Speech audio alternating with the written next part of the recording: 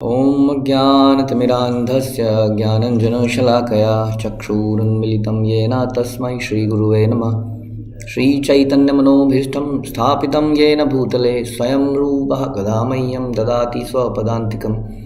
वन्देऽहं श्रीगुरौ श्रीयुतापदकमलं श्रीगुरुन् वैष्णवांश्च श्रीरूपं साग्रजातं सहगणं रघुनाथान्वितं तं सजीवं साद्वैतं सावधूतं परिजनसहितं कृष्णचैतन्यदेवं श्रीराधाकृष्णपादान् सहगण ललिता श्रीविशाखान्वितांश्च। हे कृष्ण करुणा सिन्धु दीनबन्धु जगत्पते गोपेश गोपिकान्त राधाकान्त नमस्तुते। तप्त कांचन गौरांगी राधे वृंदावनेश्वरी वृषभानुसुते देवी प्रणमामि हरिप्रिये। वाञ्छां कल्पतरुभ्यश्च कृपा सिन्धुभ्यैव च पतितानां पावनेभ्यो वैष्णवेभ्यो नमो नमः। जय श्री कृष्ण चैतन्य प्रभु नित्यानंद श्री अद्वैत गदाधर श्रीवासादि गौर भक्तवृंद। हरे कृष्णा कृष्ण कृष्णा हरे हरे, हरे राम राम राम हरे हरे। नमो विष्णुपादाय कृष्णप्रेष्ठाय भूतले श्रीमते भक्ति वेदांत स्वामिन्निति नामिने। नमस्ते सारस्वते देव गौरी वाणी प्रचारिणे निर्विशेष शून्यवादी पाश्चात्य देश तारिणे।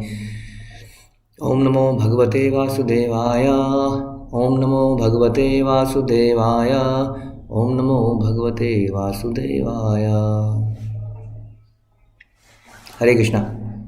तो श्रीमद् भागवतम कैंटो 11 चैप्टर 26 आई लगीत को कंटिन्यू करते हुए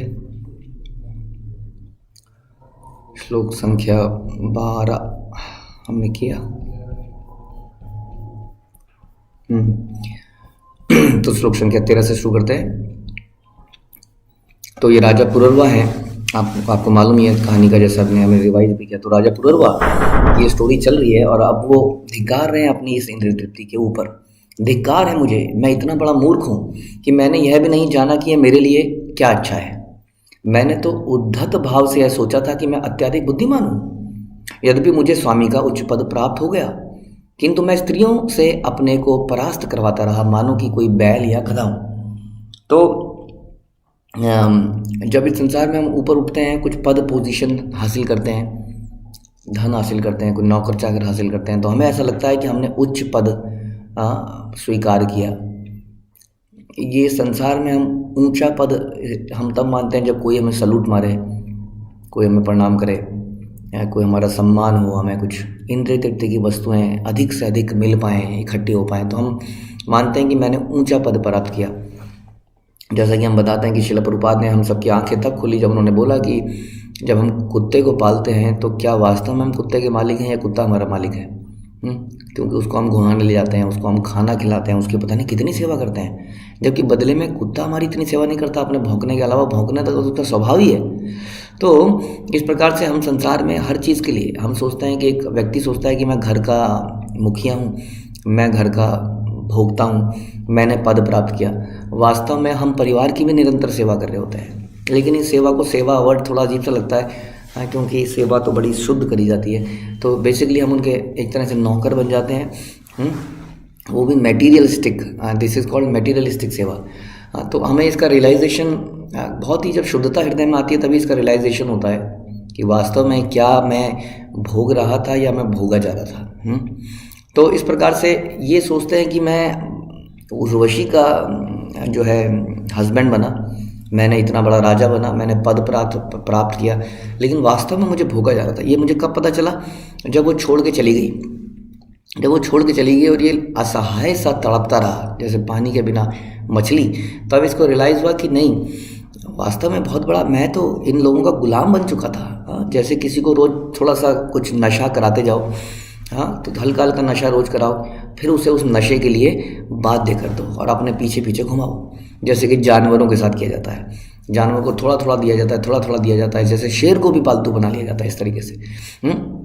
हाथी इतना विशाल का जीव, उसको पालतू बना लिया जाता है जस्ट बिकॉज उसको थोड़ा थोड़ा देते हैं और वो एक तरह से सर्वेंट बन जाता है। जब वो थोड़ा थोड़ा पाता है तो वो ये सोचता है कि ये मैं now I am the enjoyer. तो उसी तरह से पुररवा को लगा कि he is the enjoyer, but धीरे धीरे उसको समझ में आया कि नहीं, वो तो बहुत बड़ा गुलाम बन चुका है वास्तव में। और इस संसार में गुलाम बनना बहुत अच्छा है, लेकिन भगवान का, भगवान के भक्तों का, मैं वो तो किसी मेटीरियलिस्टिक व्यक्ति का, एक लेडी का जो इंद्रिय तृप्ति में लगी है, उनके साथ में एक तरह उनका गुलाम बन गया है, जैसे कि कोई बैल या गधा गुलाम बन जाता है। और वही कार्य करता है जो उससे करा जाता है, पूरे दिन गधे की तरह घूमता है, इधर से उधर पिटता है जरा सी इंद्रिय तृप्ति के लिए। तो ये पुररवा को रियलाइज़ हो रहा था कि अब तक मैं समझ रहा था कि मैं राजा हूँ। तो इसलिए यही फीलिंग हमारे अंदर आती है, हमें लगता है कि हम संसार के राजा हैं, धनी व्यक्ति हैं, धनाढ्य व्यक्ति हैं, लेकिन वास्तव में हम बहुत बड़े गुलाम होते हैं। ये हमें धीरे धीरे समझ में आता है। तो यदि हमें दास बनना है तो कृष्ण का, उनके भक्तों का दास बनिए। और इस संसार में दासत्व जो है कभी हमारे अंदर, देखिए भगवान या भक्तों के जब हम दास बनते हैं तो हमारा हृदय कोमल होता है और प्रेम का उन्माद होता है। इस संसार में जब हम दास बनते हैं तो फिर भी कितना भी किसी का दासत्व कर लीजिए, वो आपको ठुकराई देगा। हाँ, वहाँ पे आपको पेन महसूस ही होगा, क्योंकि जो आपका मालिक है वो भी शुद्ध नहीं है, वो भी आपको शोषण करना चाहता है। वाकई में इस संसार में हम किसी का ज़्यादा काम करने लेने को शोषण कहते हैं, लेकिन वहीं पर आध्यात्मिक जगत में हम किसी के लिए मर मिट भी जाएं तो भी कहते हैं कि सेवा में कमी रह गई। और यही भाव हम भगवान में भी देखते हैं, और यही हमारा भाव है गोपिर भरतुर पद कमले और दास दास दासानुदास। लेकिन यही दासानुदास का फिलॉसफी यदि हम मटेरियल जगत में लगा देंगे तो हम इसी तरह हमारी हालत हो जाएगी जैसे कि पुररवा की हुई। वो अपने आप को एक बैल या हाथी मानता है। तात्पर्य श्रील प्रभुपाद द्वारा श्रील प्रभुपाद की जाए। इस जगत के सारे मूर्ख अपने को परम अभिज्ञ पंडित मानते हैं। हमें थोड़ी सी नॉलेज रहती है संसार की, ड्यू टू दिस मोबाइल, ये इंटरनेट, इन सब से थोड़ी जानकारी रहती है, तो हम जानकारी को बताना चाहते हैं सबके सामने, और सबके सामने बोले जाते हैं आई ऑल्सो नो दिस। हाँ, तो अपने आप को विज्ञ पंडित मानने लगते हैं। भले ही इंद्रिय तृप्ति से उन्मत्त और स्त्रियों की संगति के लिए पागल होकर वो बैलों और गधों जैसे होते हैं। जैसे कि मैंने बोला, कई लोग सोचते हैं कि यदि उनके साथ में 7-8 गर्लफ्रेंड हैं तो he is now the king. वास्तव में वो 7-8 बिच्छुओं द्वारा कंटिन्यूसली काटा जा रहा है। वास्तविकता ये है, उसको मालूम नहीं पड़ रहा है। जैसे कि ऊँट को जो अपना ही खून खाता है, हाँ, कांटों के द्वारा, कांटों को चबाता है, अपना ही खून खाता है, सोचता है वाह क्या ग्रेवी बनी है, हाँ, नमकीन गर्मा गर्म ग्रेवी साथ में कांटे। तो उसी तरह से वो व्यक्ति जो सोचता है कि वो 5-6 स्त्रियों को भोग रहा है या संसार में कई चीज़ें और भोग रहा है, उसके नीचे बहुत सारे लोग हैं, वास्तव में वो उसको कंटिन्यूसली खा रहे हैं। उनको मेंटेन करने के लिए वो मर रहा है। इस संसार में मेंटेनेंस बड़ा मुश्किल है, जो हम अक्सर डिस्कस करते हैं। हमने सुना था यही तरह से त्रिशंकु किस प्रकार से विश्वामित्र बेसिकली उसको स्वर्ग में, उसके लिए एक नया स्वर्ग बना देते हैं ना। लंबी कहानी को अगर समरी में बोला जाए तो एक विश्वामित्र एक व्यक्ति को स्वर्ग भेजते हैं जो कि स्वर्ग के लिए एलिजिबल नहीं था, लेकिन उसके अंदर बड़ी इच्छा थी स्वर्ग को भोगने की। तो यही होता है। तो उसके बाद क्या हुआ कि विश्वामित्र ने आउट ऑफ क्या कहते हैं उसको, सो कॉल्ड कंपैशन, जो हम गीता में सुन रहे थे कि अर्जुन को कंपैशन हो गया, मटेरियल कंपैशन। तो विश्वामित्र को एक तो मटेरियल कंपैशन हो गया, प्लस उनको जो है वशिष्ठ से ईर्ष्या थी, और वशिष्ठ के पुत्रों ने मना कर दिया था त्रिशंकु को स्वर्ग में भेजने के लिए। तो out of both this things उसने उसको स्वर्ग में भेजने के लिए प्रयास किया, तपस्या करी, लेकिन फिर भी वहाँ से इंद्र ने उनको रिजेक्ट कर दिया, तो उन्हें दूसरा स्वर्ग बनाना पड़ गया। देखिए इंद्र तृप्ति के लिए आदमी क्या क्या करे, क्या क्या नहीं करता है। उसी तरह से हम भी दूसरा साम्राज्य यहाँ बनाते हैं। हमें सोचता है ये मेरा घर, यहाँ पर हम कुछ बनाएंगे, सुंदर इसको सजाएंगे, आगे जीवेंगे, मेरे होंगे, फिर मेरे 2 होंगे, हम 2, हमारे 2, फिर उनके 2 होंगे, और इस प्रकार ये परिवार फलता रहेगा, फूलता रहेगा, सब बढ़िया चलता रहेगा, जब तक अचानक से कोई हंटर आके मार नहीं देता है। तो इस प्रकार से उसने एक नया स्वर्ग ही बना दिया। और लेकिन जब उस स्वर्ग, मतलब इंद्र ने जब रिजेक्ट कर दिया तो उन्हें एक नया स्वर्ग बनाया, वहाँ पर त्रिशंकु को भेज दिया, लेकिन उस स्वर्ग को मेंटेन नहीं कर पाए। विश्वामित्र का सर फट गया, मतलब लाइक इट वाज फट रहा था।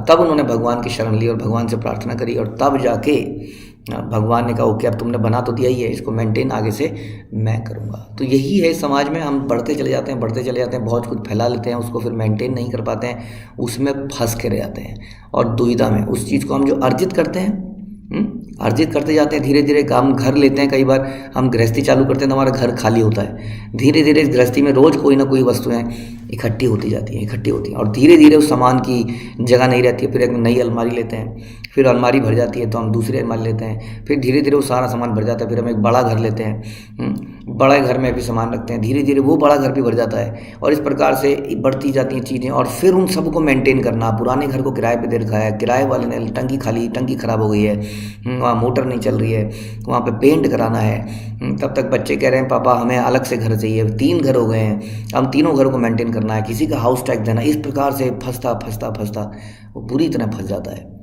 और उसको लगता है कि उसने सुख भोगा। लेकिन सुख भोगना, वो सोचता है कि बस भाई ये वाला मैटर सॉल्व हो जाए, उसके बाद मेरे जीवन में आराम ही आराम है, भाई ये वाला matter, that is the matter. और इस तरह से कोई ना कोई नया मसला जीवन में खड़ा रहता है। आप सब लोग जानते हैं, हम सब लोग जानते हैं, हमारे जीवन में ऐसा रोज़ ही होता है। तो इसी तरह से यहाँ पे बताया जा रहा है कि इंद्रिय तृप्ति से उन्मत्त और स्त्रियों की संगति के लिए पागल होकर वो बैलों और गधे जैसे हो जाते हैं, निरंतर काम करते रहते हैं। जिस इंद्रिय तृप्ति के लिए वो ये सब करते हैं, उस इंद्रिय तृप्ति को भी नहीं कर पाते। संत स्वभाव गुरु की कृपा से यह कामुक इच्छा धीरे धीरे हटाई जा सकती है।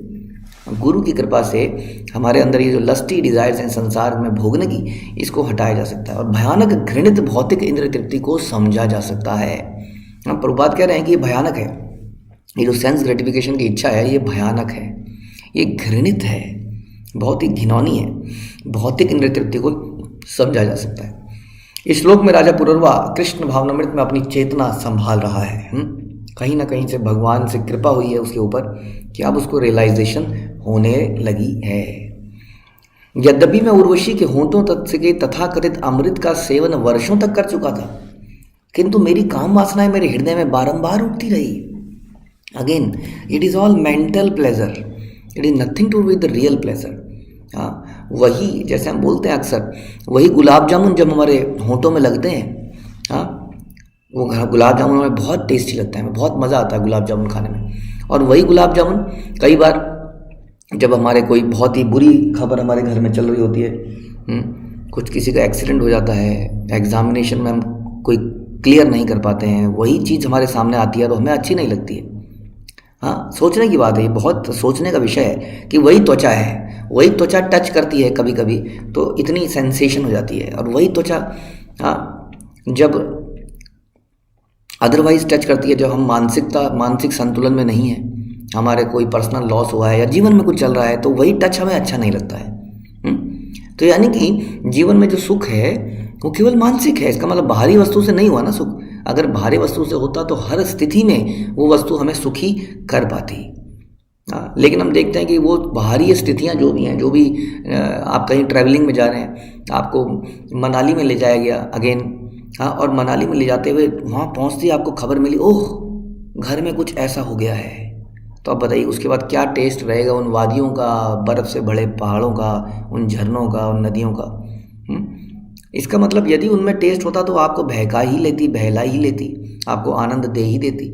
लेकिन क्योंकि ऐसा नहीं है, तो अगर ये मानसिक है, अब क्वेश्चन ये आता है, अगर ये मानसिक है इसका मतलब ये समथिंग रिलेटेड टू दिस, इसको तो सुख तो मन को तो कैसे भी सुखी किया जा सकता है। इसका मतलब इसको बाहरी वस्तुओं की आवश्यकता नहीं है। और जब हम आध्यात्मिकता में आते हैं तो ये मन परम संतुष्ट हो जाता है भगवान की भक्ति करके। तो ये है, दिस इज़ द वे। तो यहाँ पे वही बता रहे हैं कि इसको उर्वशी के जो शरीर है, उसका सेवन उसको भोग चुका था, कई सालों तक भोग चुका था, लेकिन काम वासना हृदय में बारंबार उठती रही, तुष्ट नहीं हुई, और ऐसा लगता था कि और ज़्यादा भड़क गई हैं। घी की आहुति डालने पर अग्नि कभी बुझाई नहीं जा सकती। अब ये सोचिए, पुरर्वा के पास तो उर्वशी थी, उर्वशी, लेकिन हमारे पास तो उर्वशी नहीं है। जब ये उर्वशी से संतुष्ट नहीं हुए, जन्मों जन्मों तक राजा थे, मतलब यानी कि सब कुछ बढ़िया था, एवरीथिंग पॉसिबल थिंग उसके पास थी, फिर भी संतुष्ट नहीं हुए, तो हम कैसे संतुष्ट होते हैं? संसार का हर व्यक्ति जो इसी तरह की उर्वशी को प्राप्त करने का प्रयास कर रहा है, कभी धन रूप में, कभी स्त्री रूप में, वो कैसे प्रसन्न हो जाएगा? ये कितनी बड़ी विडंबना है। ये हमें सबको बताना चाहिए, हमें यूथ को बताना चाहिए। दिस इज़ लेक्चर, बड़ों के लिए भी है, छोटों के लिए भी है, क्योंकि छोटे जो है कल उनको लगता है कि कर लो दुनिया मुट्ठी में, हम भी कुछ करेंगे, हम भी कुछ कमाएंगे, हम भी कुछ फैलाएंगे, उसके बाद हम भी कुछ मज़े करेंगे संसार में। और हमें भी ऐसा लगता है कि हम तो मज़े नहीं कर पाए। देखिए हर माँ बाप यही सोचता है कि हमने तो कमाया जुड़ा, हमारे जीवन में बहुत स्ट्रगल रही, लेकिन शायद बच्चा कर ले। और इस प्रकार से हमारे दादाजी भी सोचते थे, उस प्रकार से हमारे उनके पिताजी सभी यही सोचते थे। तो क्वेश्चन ये है कि जब पिताजी, उनके बेटे सभी यही करते रहे, सभी का अंत निष्कर्ष यही है, तो हमारा बच्चा कैसे इसमें पारंगत हो जाएगा और कैसे आगे निकल जाएगा और कैसे सुखी रह पाएगा। ये एक भ्रम है कि सुखी रहा जा सकता है। वास्तव में जितना हम सुख पाने की कोशिश करेंगे, ये आग उतनी ही बढ़ेगी। जैसे कि घी में आग में घी डालने से अग्नि और ज़्यादा प्रज्वलित हो जाती है। ये समझने की बात है। ये पुरुरवा कह रहे हैं, is not a normal person, he is a king. वो एक राजा है। आप कहेंगे कि किसी ऐरे गहरे व्यक्ति की कहानी सुना रहे हैं, एक राजा की कहानी सुना रहे हैं जिसने उर्वशी को प्राप्त किया। इससे ज़्यादा मटेरियल ऑपुलेंस क्या हो सकती है? एक राजा होना और एक संसार की एक तरह से सबसे सुंदर स्त्री को प्राप्त कर लेना और वर्षों तक उसका भोग करना और फिर भी हृदय में संतुष्टि ना होना। तो इस तरह से वो बोल रहे हैं, किंतु मेरी काम वासनाएं उठती रही, जैसे कि घी की आहुति डालने पर अग्नि कभी बुझाई नहीं जा सकती। जो भौतिक अनुभूति के परे हैं और आत्माराम मुनियों के स्वामी हैं, अब ये भगवान की बात करता है। जब यहाँ से डिस्गस्टेड, फ्रस्ट्रेटेड हो चुका है, तब उसको भगवान याद आते हैं कि जो भौतिक अनुभूति के परे है और आत्माराम मुनियों के स्वामी हैं। आत्माराम मुनि मतलब जो अपने में संतुष्ट रहते हैं, जैसे कि भक्त जो कहते हैं ना धनम ना जन्म ना सुंदरी कविताम व जगदीश काम है, कि हमें कुछ भी नहीं चाहिए, नथिंग। तो ऐसे व्यक्ति को आत्माराम कहते हैं, जो आत्म में ही संतुष्ट है। यानी कि आत्म में संतुष्ट हम कैसे होंगे? यानी कि आत्म में ही हम परमात्मा को ढूंढते हुए भगवान की भक्ति करते हुए संतुष्ट हैं। ऐसा नहीं है अपने आप में ही संतुष्ट हैं। अपने आप से संतुष्ट का मतलब है कि आध्यात्मिकता में संतुष्ट हैं, भगवान की सेवा में संतुष्ट हैं। ऐसे मुनियों के क्या हैं? स्वामी, और जो भौतिक अनुभूति के परे हैं। ये जो मैं उर्वशी का और ये जो राजा का जो स्वाद ले रहा हूँ, या स्वाद लेने के इल्यूजन में हूँ, मोह में हूँ, इसके परे है। उन भगवान के अतिरिक्त मेरी इस चेतना को जो वैश्या द्वारा चुराई जा चुकी है, भला कौन बचा सकता है? कौन बचा सकता है? एक वैश्या का नेचर ये होता है कि आज आपके पास है, कल किसी और के पास है। उसी तरह से हमारा धन आज हमारे पास है, कल किसी और के पास होगा। तो ये धन भी हमारा वैश्या जैसा हो गया। ये संबंधी आज हमारे हैं, कल कुछ समस्या आने पर हमारे नहीं बने रहते, तो इसका मतलब ये संबंधी भी वैश्या जैसे हो गए। हाँ, तो इतनी अनसर्टेनिटी लाइफ में हम कैसे सुखी रह सकते हैं? तो कह रहे हैं कि ये भगवान के अतिरिक्त मेरी चेतना को जो इन वैश्याओं द्वारा चुराई जा चुकी है, कौन बचा सकता है? केवल भगवान ही है जो मेरी रक्षा यहाँ पर कर सकते हैं। देखिए, समझदार व्यक्ति वो है जो पुरुरवा के इस संदेश को समझ सके। This is not very good कि हम समस्या में पड़ जाएं तब हमें याद आए गुरु जी, तब याद है प्रभु जी, तब याद है कोई और व्यक्ति, जैसे कि भगवान जी। तो वास्तव में ये बिल्कुल दिस इज़ नॉट राइट कि हम पहले इंद्रिय तृप्ति में लगे रहें, उसके बाद गिर जाएं, उसके बाद फंस जाएं, जाले में जकड़े जाएं, तब हम गुरु भगवान को याद करें। इसलिए ये ऐल गीत हमारे लिए है, ताकि हम इसको समय पर ही समझ पाएँ और ज़िंदगी में, लाइफ में ऐसे प्रयासों को बिल्कुल ना करें जो कि पुरुरवा ने किए। क्योंकि हम उनसे आगे नहीं निकल सकते, क्योंकि हम जानते हैं कि वो ऑपुलेंस में और सुंदरता में, हर चीज़ में हमसे आगे थे। आगे नहीं थे, बहुत आगे थे। ठीक है, तो इसलिए ऐल गीत पुरुरवा हम सबके लिए लिख रहे हैं। चूँकि मैंने अपनी बुद्धि को मंद बनने दिया, बुद्धि को मंद बनने दिया, यानी कि एक तरह से बुद्धि को बंद ही कर दिया। मंद क्या किया? बंद ही कर दिया। और सारे सोचने का काम किससे किया? मन से।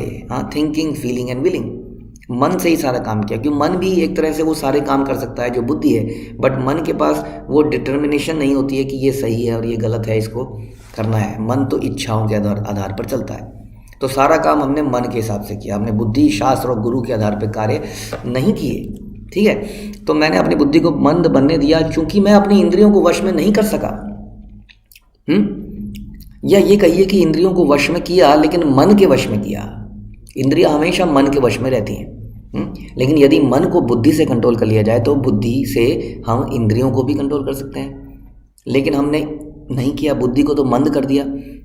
इसलिए क्या हुआ ये वाला, जैसे कि कई बार होता ना, आजकल तो ऐसा नहीं होता कि कई बार पहले गैस होती थी, गैस के चूल्हे, या जैसे टंकी का पानी इधर से ज़्यादा चलाया तो उधर वाली टंकी का कम हो गया। तो वही प्रेशर है। कई बार हम गैस जलाते हैं तो बहुत सारे बर्नर जला दें, तो एक बर्नर जलाया, दो जलाया तो वो वाला बर्नर कम हो गया। तो वैसे ही वैसे बुद्धि का मीटर कम किया, मन का मीटर तेज हो गया। सारी सप्लाई मन में। तो इससे क्या हुआ, सारी इंद्रियां मन की गुलाम बन गई। अब मन ने जहाँ चाहा उनको पटका अपनी इच्छा के लिए। तो इस प्रकार से वो कह रहे हैं मैं इंद्रियों को वश में नहीं कर पाया बुद्धि से, इसलिए मेरे मन का महान मोह मिटा नहीं। यद्यपि यानी कि मन हमेशा मोह में रहता है, इल्यूजन में रहता है, मन कभी वास्तविकता में नहीं आ पाता। मन को शुद्ध करना पड़ता है। मन को शुद्ध करने के लिए ही भक्ति योग हम करते हैं, हम साधना भक्ति करते हैं ताकि हमारा मन शुद्ध हो सके और भगवान की सेवा में लग सके। इसलिए मेरे मन का महान मोह मिटा नहीं।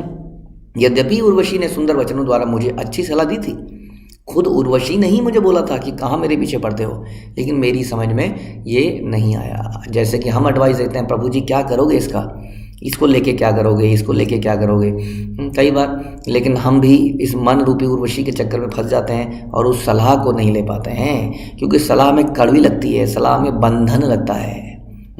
क्या हर चीज़ पूछनी आवश्यक है? क्या हर चीज़ की परमिशन लेनी आवश्यक है? बिल्कुल नहीं है। जब आप परमिशन नहीं लेते तो हमारा लोड कम होता है वास्तव में। लेकिन आप याद रखिए, तब आप अपने भरोसे हो जाते हैं। दैन यू आर टेकिंग अपनी रिस्पॉन्सिबिलिटी, आप अपने ऊपर ले रहे हैं, जैसे कि पुरुरवा ने लिया। सलाह मिलती है, जैसे रावण को मिली, रावण की पत्नी ने भी सलाह दी। ऐसा बोलते हैं कि रावण की पत्नी जो है सबसे सुंदर स्त्री थी संसार की, सबसे सुंदर, लेकिन फिर भी उसने भी सलाह दी और वो बड़ी चेस्ट थी, लेकिन उसकी सलाह भी समझ नहीं आई। तो इसी प्रकार से यहाँ पे उर्वशी ने भी सलाह दी थी कि इस प्रकार से मेरे पीछे पड़ोगे तो मिट जाओगे, स्त्रियों का क्या भरोसा, आज वो कहाँ है कल वो वहाँ है। उन्होंने खुद ही बोला इस बात को, लेकिन ऐसी सलाहें हमें लगता है ज्ञान दे रहे हो। हाँ पंडित जी क्यों ज्ञान दे रहे हो, छोड़ो इसको, मज़े करने दो, आपकी तो उम्र निकल गई। हाँ इस तरह के वचन सुनने को मिलते हैं, लेकिन बाद में वो लोग इसी तरह पछताते हैं जैसे पुरुरवा अभी रो रहे हैं। श्रीमद् भागवत के 9वें स्कंद से में वर्णन आता है कि देवी उर्वशी ने पुरुरवा से स्पष्ट कर दिया था कि वह ना तो कभी स्त्रियों पर ही ना कभी उनके वादों पर विश्वास करे, लेकिन वो इसको नहीं समझ पाया।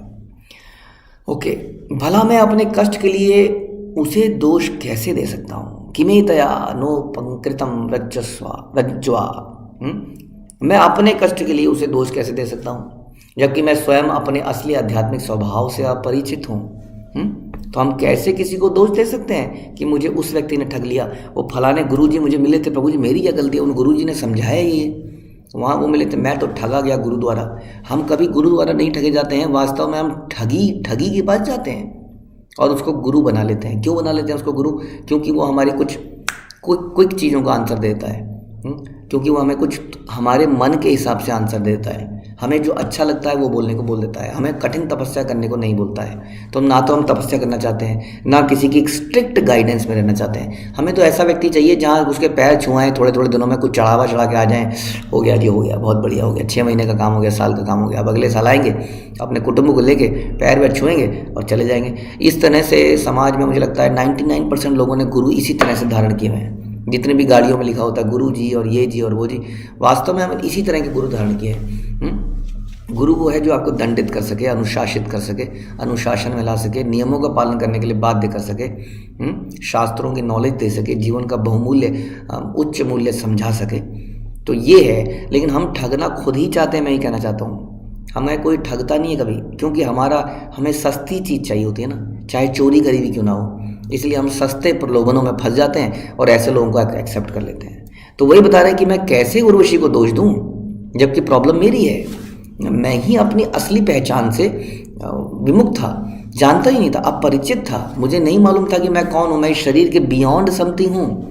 देखिए, अगर हम शरीर ही होते, एक बहुत ही सुंदर स्त्री है, हमारा सबसे सुंदर स्त्री संसार की, मिस वर्ल्ड, आपने उसको देखा निकलते हुए, आपने कहा वाह काश ही मेरी पत्नी होती। तभी थोड़ी देर पे क्या हुआ, वहाँ एक भयंकर एक्सीडेंट हो गया और वो मर गई और उनकी वहीं पर लाश पड़ी है। अब आपको ये ऑफर दिया जा रहा है, प्रभु जी आप घर में जाइए, आपके कमरे में इनको सप्लाई कर दिया जाएगा और ये आप इनके साथ रहिए, आपकी इच्छा थी। तो सबसे सुंदर स्त्री के साथ आप रात बिताना चाहेंगे कमरे में? सुंदर स्त्री, हाँ, बल्कि आप भागेंगे डर के मारे कि कहीं गलती से खड़ी हो गई तो रात को तो क्या होगा, है ना। तो एक मृत शरीर जो मृत होता है, मृत शरीर में सुंदरता नहीं है, ये भी समझने की बात है। अगर मृत शरीर इतना सुंदर होता तो हमें मुर्दों से इतनी भयानक घृणा क्यों होती है, डर क्यों लगता है? क्योंकि उस शरीर की सुंदरता होती है उसकी आत्मा से, उसके स्वभाव से, और जब वो चली जाती है हाँ, तो उसमें चेतना नहीं रहती है। तो उस मृत वही हार्ड मांस तो देखते हैं हम, उसी को तो हम अट्रैक्ट होते हैं, उसी हार्ड मांस से। गालों की बनावट भी वही है, आँखों की बनावट भी वही है, हाँ, होठों की बनावट भी वही है, लेकिन अब डर लग रहा है, घृणा हो रही है। हाँ, तो यही समझना पड़ेगा। पुरुरवा यही कह रहे हैं कि मैं अपरिचित था अपने इस पहचान से, और मैंने अपने आप को शरीर माना और इसलिए उसी को तृप्त करने में लगा रहा। मैं अपनी इंद्रियों को वश में नहीं कर पाया, इसलिए मैं उस व्यक्ति की तरह हूँ जो निर्दोष रस्सी को भ्रमवश सर्प समझ लेता है। यानी कि कुछ का कुछ समझ लेते हैं। यानी कि सड़क में चलते हैं तो धूप में ऐसा लगता है कि पानी पड़ा है, और उस पानी की खोज में चलाए जाते हैं, चलते जाते हैं। तो इस प्रकार से इस संसार में हम ये सोचते हैं कि आज तो सुखी नहीं है, कल हम सुखी हो जाएंगे। मेरा बेटा बस ये वाला एग्ज़ाम पास कर ले, एक बार फ़ॉरेन से रिटर्न होके आ जाए, एक बार उसकी शादी हो जाए। हाँ, ऐसे ऐसे कई चीज़ हमें लगता है, लेकिन वो समय कभी नहीं आता, क्योंकि लाइफ इतनी डायनामिक है कि उसमें कुछ ना कुछ चेंजेस होते रहते हैं। तात्पर्य, जब कोई व्यक्ति रस्सी को सर्प समझ लेता है तो वह भयभीत और चिंतित हो जाता है। हाँ, जबकि वो तो केवल रस्सी थी। निसंदेह ऐसा भय तथा चिंता मोह है, क्योंकि रस्सी कभी काट नहीं सकती है। राइट। इसी तरह से हम व्यक्ति भ्रम सोचता है कि भगवान की भौतिक माया शक्ति जो है, मोह शक्ति, उसकी इंद्रिय तृप्ति के लिए है, और उसको सर पर भौतिक मोह, भय तथा चिंता की बला मोल लेता है। उसको भोगने के लिए कई सारे रिस्क लेता है अपने ऊपर, कई सारी पढ़ाई लिखाई करता है, उससे अपने शरीर का भी नाश कर लेता है, इंद्रिय तृप्ति में भी अपने शरीर का नाश कर लेता है, और इस प्रकार से जिस शरीर को भोगना चाहता है वही उसके रोग का कारण बन जाता है। राजा पुरुरवा स्पष्ट रूप से स्वीकार करते हैं कि तरुणी उर्वशी को दोष नहीं देना चाहिए। इसलिए कहते हैं कि माया एक्चुअली में बुरी नहीं है। हम लोग माया बोलते हैं क्योंकि जब तक हम इसको सही कॉन्सेप्ट को नहीं समझते, क्योंकि माया तो भगवान की शक्ति है। यदि उसको भगवान की सेवा में लगा दी जाए तो कहाँ बुरी है, बताइए।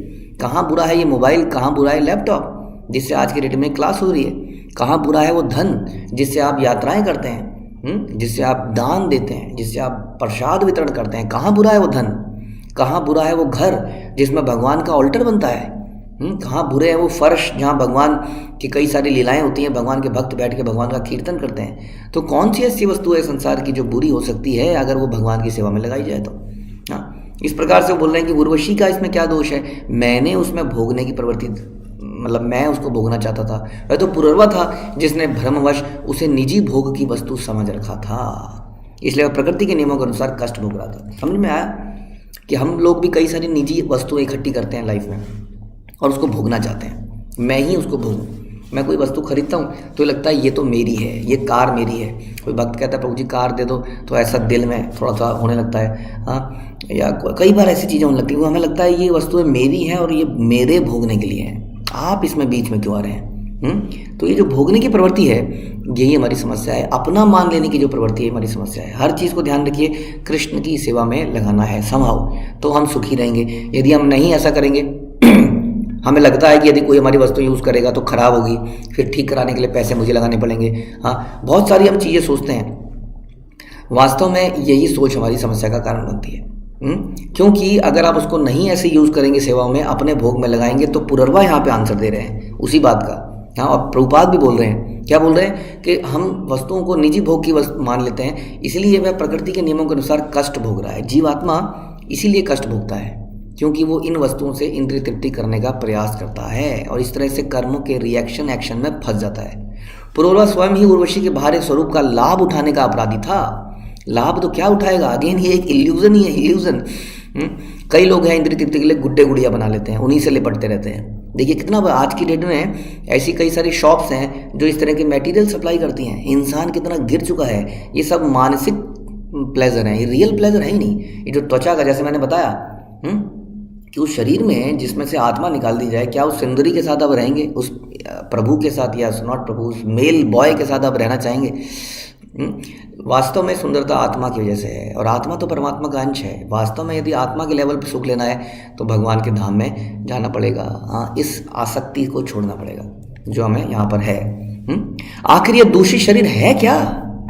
पुरुरवा देखिए कितना डिसगस्टेड फील कर रहे हैं। सच अ हैंडसम गाय, हाँ, और इतनी हैंडसम, इतनी ब्यूटीफुल गर्ल उर्वशी, और वो डिसगस्टेड फील कर रहा है कि आखिर शरीर क्या है, व्हाट इज दिस नॉनसेंस। हाँ, इतना गंदा दुर्गंध से भरा हुआ।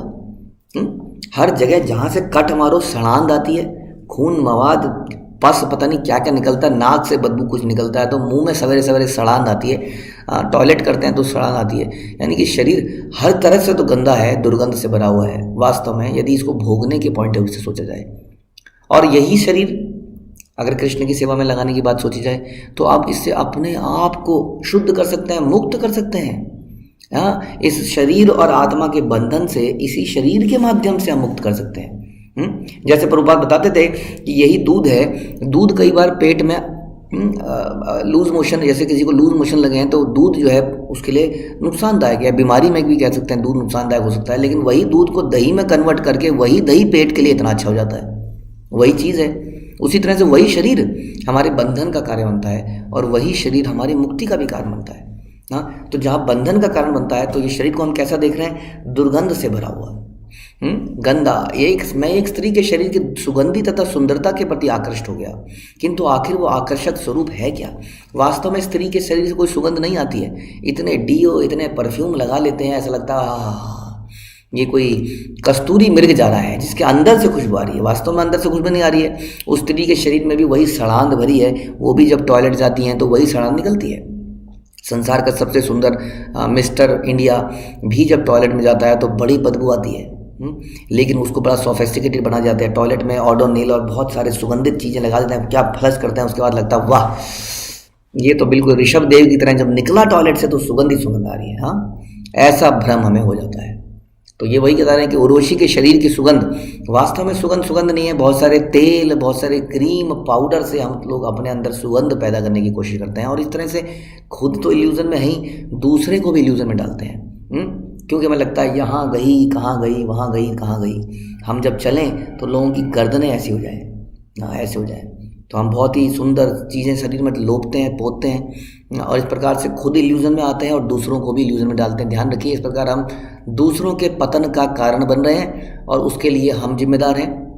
जितना भी हम फैशन करते हैं, यदि उससे दूसरों के चरित्र इन चीज़ों की तरफ जाता है, अट्रैक्शन होती है। ऑलरेडी संसार में इतनी अट्रैक्शन है, आप क्यों उस अट्रैक्शन को बढ़ा रहे हैं? इतना ज़्यादा अट्रैक्टिव बनने की क्या आवश्यकता है? ये वही व्यक्ति करता है जो इल्यूजन में है। ध्यान रखिए। अब सोचिए अपने बारे में, क्या हम लोग भी इल्यूजन में हैं? क्या हम लोग भी ऐसे ही कुछ प्रयास करते हैं और किसी राजा पुरुरवा के पतन का कारण बनते हैं? उसके मन में बड़े बड़े काम वासनाएं आती हैं, हमें देखकर आती ही होंगी, क्योंकि ऑलरेडी व्यक्ति के अंदर ये है और हम उसको एग्रावेट कर देते हैं। हम इस तरह के सुगंध लगा के, इस तरह के पोत पात के इतना सुंदर बन जाता है कि सामने वाले को लगता है वाह क्या जीवन है, जहाँ इतनी सुंदरता है, यहाँ से बाहर क्यों जाए, क्यों ना इसको अपना लिया जाए। और फिर वो बहुत सारे के प्रयास करता है उसको अपनाने के लिए, चाहे शादीशुदा भी क्यों ना हो, खुद भी क्यों ना हो, दूसरी लेडी भी क्यों ना हो, कुछ ना कुछ करके वो उसको अट्रैक्ट करता है और वो कई बार इसमें ये सक्सेसफुल भी हो जाता है और इतना बड़ा अपराध, पाप हमसे होता है। तो ये सब कार्य हैं, क्या है ये अट्रैक्शन है, एक तरह की ये इल्यूजन है जो ये बता रहा है कि मैं एक स्त्री के शरीर की सुगंधी और सुंदरता से आकृष्ट हो गया, किंतु आखिर में वो आकर्षक स्वरूप है क्या? वो माया मोह द्वारा उत्पन्न छद्म आवरण ही तो है।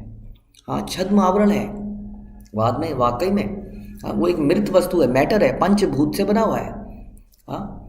अब पुरुरवा की समझ में आया कि यद्यपि उर्वशी के सुगंधित सुंदर शरीर के पीछे दीवाना था, किंतु ये शरीर मल, वायु, कफ, रोम आदि अरुचिकर वस्तुओं का झोला था। दूसरे शब्दों में पुरुरवा अब विवेकी बन रहा था। प्रभुपाद कह रहे हैं अब वो विवेकी बन रहा था जब वो शरीर की वास्तविकता को समझा कि वास्तव में जिससे हम अट्रैक्ट हो रहे हैं, जिस सुंदर वस्तुओं से, it is nothing but a packaging. एक पैकेजिंग करी हुई है, एक गंदी चीज़ को, कूड़े को उठा के एक बहुत सुंदर पैकेट में डाल दिया है और हम उस पैकेट से इतने ज़्यादा अट्रैक्ट हो गए। तो ये हमें अल्टीमेटली इसमें हमें सुख नहीं मिलेगा, पुरुरवा हमें बता रहे हैं और हमें इसको समझ लेना चाहिए। कोई ये निश्चित नहीं कर सकता, पुरुरवा आगे बोलते हैं, कोई ये निश्चित नहीं कर सकता कि शरीर वास्तव में किसकी संपत्ति है। क्या ये मेरी है? क्या ये मेरे माता पिता की है? ये वाकई में किसकी है? क्या ये उस माता पिता की है जिसने उन्हें जन्म दिया? या अब ये मेरी सुंदर पत्नी की है? मेरा पति सिर्फ मेरा है, वो अपनी माँ का भी नहीं है, अपने बाप का भी नहीं है, वो सिर्फ मेरा है। अब वो कहती है ये मेरा बेटा सिर्फ मेरा है, ये तेरा नहीं है। इसी चक्कर में सारे घरों में झगड़े हैं सास बहू के। तो ये शरीर वास्तव में किसका है? ये माता पिता का है, ये पति, ये पत्नी का है। लेकिन वास्तव में देखा जाए तो माता पिता ने बीज डालने का काम तो किया, लेकिन वो बीज भी शरीर में डाला कई बार हम देखते हैं कि कई माताओं का गर्भपात हो जाता है पहले ही, या ऐसी कुछ घटनाएं हो जाती हैं। क्या कोई ऐसा चाहता है कि उसका बच्चा मर जाए पेट में ही? नहीं। लेकिन क्या ऐसी परिस्थितियां होती हैं जो बच्चा बड़ा होता है, क्या हमारा उसके ऊपर कंट्रोल है? नहीं। हमने तो बीज डाला शारीरिक रूप से, लेकिन उसके अंदर जब तक आत्मा का ट्रांसफर नहीं होता है तब तक कंसीव नहीं करती है माता। जानते हैं ना आप, पुरुष और मेल कई प्रयास करते हैं बच्चा पैदा करने के, लेकिन कई बार नहीं हो पाता है। क्यों? क्योंकि वो आत्मा जब तक उसमें नहीं डाली जाएगी तब तक वो फलित नहीं होगा। हाँ, तब तक उसका वेस्ट है, इट्स अ वेस्ट। और जब उसमें आत्मा डालती है तो वो छोटा सा अंडे के रूप में बनता है। वो अंडा धीरे धीरे बड़ा होता है, धीरे धीरे सर हाथ निकलते हैं, just because of soul in it. तो आप बताइए ये शरीर किसका है? हाँ, क्या क्या ये शास्त्र कह रहे हैं? या हम अपनी बात नहीं कर रहे? कहीं को हम तो ऐसा कह रहे हैं, हमारे भी बच्चे हैं, ऐसा नहीं है, हमारे भी बच्चे हैं। ये उनके लिए भी यही डायरेक्शन है कि हमारे भी जो बच्चे हैं क्या वो वास्तव में हमारे हैं? तो ये संपत्ति क्या हम माता पिता की या पत्नी की है, जो शादी के बाद कहती है अब इस पे मेरा अधिकार है? तो वही पूछ रहे हैं पुनर्वा कि है उस माता पिता का है जिसने जन्म दिया, या सुख देने वाली पत्नी का है, या इसके मालिक का है जो शरीर को हुक्म देता रहता है ऑफिस में? हाँ, हमारे बॉस का है जो कहता है आप ये करिए, आप जा नहीं सकते यार 7 बजे, ये मंथ एंड है, ये ईयर एंड है। तो शरीर तो उसका हो गया फिर, क्योंकि हम उसके डायरेक्शन में चल रहे हैं। तो ये किसका है? अथवा ये चिंता की अग्नि कि उस, अथवा उन कुत्ते या चिता की, सॉरी, ये चिता की अग्नि का है, क्योंकि चिता की अग्नि इसको खा जाती है शरीर को, यानी कि चिता की अग्नि का हुआ। या फिर उन कुत्तों का है, सियारों का है जो इसका भक्षण करेंगे। यदि इस चिता की अग्नि में नहीं जल पाए, कोई एक्सीडेंट में किसी पहाड़ में कहीं गिर गए, तो इसको कुछ जानवर खा जाएंगे। तो क्या ये उनका है? क्योंकि वो तो उसको खा गए। यह अंतर्गत्वा इसका, या यह उस अंतस्थ आत्मा की संपत्ति है जो इसके सुख दुख में साथ देता है। अथवा यह उस शरीर उन घनिष्ठ मित्रों का है जो इसको प्रोत्साहित करते हैं, चलेगा आज पिक्चर देखने, चलेगा आज खाने पीने, या सहायता करते हैं। यद्यपि मनुष्य कभी भी शरीर के स्वामी को निश्चित नहीं कर पाता, और इसीलिए इतना कन्फ्यूजन रहता है, खिंचाव रहता है। इधर से मित्र, इधर से माता पिता, इधर से पत्नी, इधर से बॉस, सभी निचोड़ना चाह रहे हैं। तो किंतु वह इससे अनुरक्त रहता है। यह भौतिक शरीर उस दूषित पदार्थ के समान है जो निम्न स्थान की ओर बढ़ रहा है। फिर भी जब मनुष्य किसी स्त्री के मुख की ओर टकटकी लगाता है तो सोचता है कितनी सुंदर स्त्री है, कैसी सुघड़ नाक है, और जरा इसकी सुंदर हंसी को तो देखो। इस तरह से इल्यूजन में फंस जाता है। तो ध्यान रखिए, सुंदरताएं बहुत हैं, भगवान परम सुंदर हैं। यदि हम भगवान की सुंदरता को निहारने लग जाएं, उनकी सुंदरता में देखें, तो वो हमारे उद्धार का कारण बनेगी। और किसी स्त्री की सुंदरता को देखने लग जाए टकटकी मार के, नज़रें बचा बचा के, चुप चुप के, ऊपर ऊपर देख के, तो क्या होगा? हमारे बंधन का पुरुरवा की तरह बन जाएंगे। देखिए, पुरुरवा तो फिर भी उर्वशी को हासिल कर पाया क्योंकि राजा था। हम तो बस देखते ही रहेंगे, ताकते ही रहेंगे, बर्ड्स वॉचिंग जैसे लोग कहते हैं। बस आती जाती माताओं को, आते जाते प्रभु को। कॉलेज में लड़के लड़कियाँ केवल यही करते हैं, क्योंकि माना तो कॉलेज में पढ़ना चाहिए, लेकिन रोमांस का भी एक पीरियड होना चाहिए। ऐसे ही गाने गाते हैं।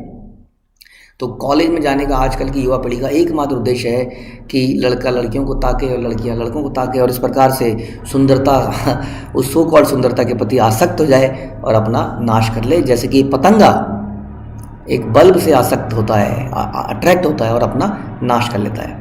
तो ऐसे में क्या करा जाए? हमें भगवान की सुंदरता के प्रति अट्रैक्शन पैदा करनी होगी, क्योंकि वो भी देख सकते हैं, सुंदरता को देख सकते हैं, निहार सकते हैं, लेकिन भगवान की सुंदरता को, भगवान के चरणों की, उनके आईब्रोज के, उनकी आँखों को, इस तरह उनके कमल मुख को जब हम निहारते हैं तो हमारी जो आसक्ति पैदा होती है वो हमें संसार से दूर ले जाती है। और सांसारिक सुंदरता को जब हम निहारते हैं तो हमें संसार में बांध के यही हाल कर देती हैं जैसा कि पुनर्वा का हुआ। तात्पर्य में प्रभुपाद बताते हैं कि तुष्ट निष्ठे शब्द सूचित करता है कि जमीन में दफनाने पर इस शरीर को कीड़े खा जाएंगे, जलाया जाएगा तो राख हो जाएगा, किसी एकांत स्थान में रख देंगे तो गिद्ध खा लेंगे, कुत्ते खा लेंगे। माया की मोहमयी शक्ति स्त्री रूप के भीतर, जो स्त्रियां हैं वो इसको समझे पुरुष रूप के भीतर प्रवेश करके मनुष्य के मस्तिष्क को मोह लेती हैं। मनुष्य स्त्री रूप के अंदर से प्रकट हो रही इस माया के प्रति आकृष्ट होता है, किंतु जब स्त्री के शरीर का आलिंगन करता है तो उसे 2 मुट्ठी भर मल, रक्त, कफ, पित्त, चमड़ी, हड्डी, केश और मांस मिलते हैं। मनुष्य को दैहिक चेतना के अज्ञान में कुत्ते बिल्लियों जैसा नहीं बन जाना चाहिए। मनुष्य को कृष्ण भावनामृत में प्रबुद्ध होकर भगवान की शक्तियों का अनुचित लाभ उठाने का प्रयास किए बिना भगवान की सेवा करनी चाहिए। ध्यान रखिए कि ये जो संपत्ति आपको मिली है पत्नी के रूप में, ये जो संपत्ति मिली है पुत्र के रूप में, ये संपत्ति आपकी नहीं है जैसा अभी हमने सोचा। ये शरीर किसका है? अगर शरीर को डिसाइड करेंगे तो समझ नहीं आएगा किसका है। वास्तव में केवल भगवान की संपत्ति है। हाँ, इस प्रकार से हमारी पत्नी का शरीर भी भगवान की संपत्ति है, हमारे बच्चों का शरीर भी भगवान की संपत्ति है, और ये उन्हीं की सेवा में लगना चाहिए। लेकिन हमें लगने लगता है जब भी ये भगवान की सेवा में लगता है, नहीं नहीं नहीं नहीं नहीं, मेरी तो कोई सुन ही नहीं रहा है, अब मैं तो यहाँ का मुखिया था, मुझे तो कोई पूछ ही नहीं रहा है। ये बहुत ही सौभाग्य की बात है कि हमारे घर का कोई मेंबर भगवान की सेवा में लग जाए तो उसकी मदद करने के बजाय हम उसको अपनी तरफ को खींचते हैं, क्योंकि हम उसको अपनी संपत्ति मानते हैं। तो हमारा हाल क्या होगा? इस पुरवरवा की तरह ही होगा। हम मोहित हो जाएंगे, हम हमेशा दुखी रहेंगे। सामान्य कीड़े मकोड़ों तथा उन व्यक्तियों में अंतर ही क्या है जो चमड़ी, मांस, रक्त, पेशी, चर्बी, मज्जा, हड्डी, मल, मूत्र, पीव से बने इस भौतिक शरीर का भोग करना चाहते हैं। कीड़े मकोड़े क्या चाहते हैं? आपको देखोगे अक्सर कोई कीड़ा मकोड़ा जानवर केवल उसके जीवन में एक ही काम है या वही 4 काम है, वो निरंतर खाना ढूंढता रहता है। खाना खाना कहाँ मिलेगा, खाना कहाँ मिलेगा। खाना खाते ही सो जाता है। हाँ, जैसे मौका मिलता है बच्चे पैदा करता है। हाँ, और भय में डरा रहता है, हमेशा अपने बिलों में घुस जाता है, अपने ज़मीन के अंदर घुस जाता है, घोंसला बना लेता है, वो यही काम करता रहता है। तो वो जो कीड़े मकोड़े हैं और उनमें और हमें क्या अंतर रह गया? पुरवा एक क्वेश्चन पूछ रहे हैं हम लोगों से। इतने पर भी जो व्यक्ति सिद्धांत रूप में शरीर के वास्तविक स्वभाव को जानता है, जो इस फिलॉसफी को जानता है कि शरीर कृष्ण की संपत्ति है, उन्हीं की सेवा में लगनी चाहिए, उसे कभी भी स्त्रियों या स्त्रियों के लिप्त रहने वाले पुरुषों की संगति नहीं करनी चाहिए, या पुरुषों और पुरुषों में लिप्त रहने वाले व्यक्तियों की संगति नहीं करनी चाहिए। आखिर इंद्रियों का उनके विषयों के संपर्क अनिवार्य रूप से मन को चलायमान करता है, क्योंकि जब हम ऐसा करते हैं तो क्या हो जाता है? हमारा मन चलायमान हो जाता है, हमारे कंट्रोल में नहीं रहता है, वश में नहीं रहता। एक बार हम शुरू तो कर देते हैं बट उसको फिर कंट्रोल में नहीं ला पाते। तो इसलिए यहाँ पे बता रहे हैं जो इस सिद्धांत को जानता है, आप और मैं, कम से कम हम लोगों को इस संगति में नहीं रहना चाहिए, क्योंकि इस प्रकार से हम उस कुएं में गिर जाएंगे, अंधकूप में, जहाँ पे बहुत सारे पानी भी है, कीड़े मकोड़े, बिच्छू भी हैं, और उससे निकल नहीं पाएंगे। तो इसलिए ध्यान रखिए, हमें जब ज्ञान प्राप्त हुआ है तो इस शरीर को इस्तेमाल करना है, इसे घृणा नहीं करनी है। स्त्रियां भगवान की बहुत एक क्रिएशन है, वैसे पुरुष भी भगवान की क्रिएशन है। इनका एक स्पेसिफिक पर्पस है, उस पर्पस से इस शरीर को, बच्चों को, फैमिली को, सारे समाज को हमें इस्तेमाल करना है कृष्ण की सेवा में, ताकि हम लोग भगवत धाम वापस जा सकें। नहीं तो परपेचुअली, हमेशा निरंतर रूप में यहीं पर पड़े रहेंगे। आज अपने इस पत्नी के लिए आ सकते हैं, बच्चे के लिए रो रहे हैं कि मैंने पूरा जीवन लगा दिया।